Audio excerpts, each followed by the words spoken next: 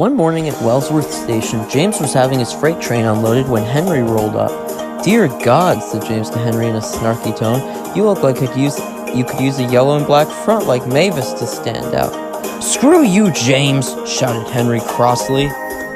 "Blah, blah, blah," said James. "Guess what? I can just turn you off." "Of course you can," chortled Henry. "You're an expert at turning people off." "That's what she said," said James and pulled out of the station. He was so pissed at Henry he didn't see the damaged switch up ahead. He crossed the switch safely, but his truck shot one by one off the line and crashed into a signal, knocking it over.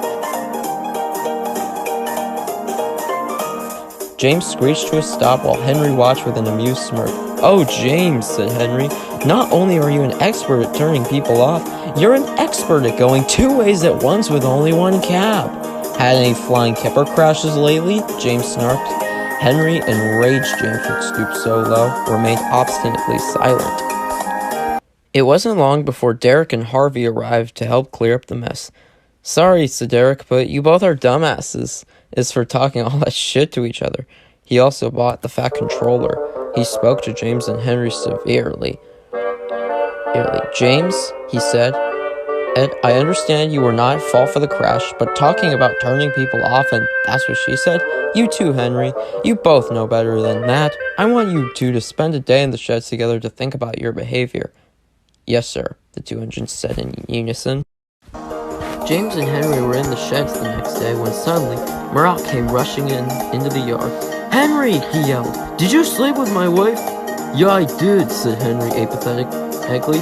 "She was turned off by you, but she still was not ready for my sexy, striking appearance." "Now can we have some of that peace and quiet you're always moaning about?" Murdoch puffed away to pull a goods train. James could not hold it back anymore. "Henry," he said, "I can't hold it back. I love you.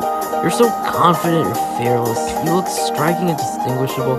I only go on about how splendid I am because my crash years ago in season 1 was so traumatizing and violent. I just want to be special and stand out." Henry was flattered by James's sudden confession. "I love you too, James," he said quietly. "Your paint looks beautiful, and one thing I think that gets overlooked about you, like hard, is you're a hard worker, James. Yeah, you fuss and complain about pulling dirty trucks, but you still do it. Compare it to Gordon, who would rather either get stuck on a hill or run into a ditch instead of pulling trucks." "I heard that," yelled Gordon.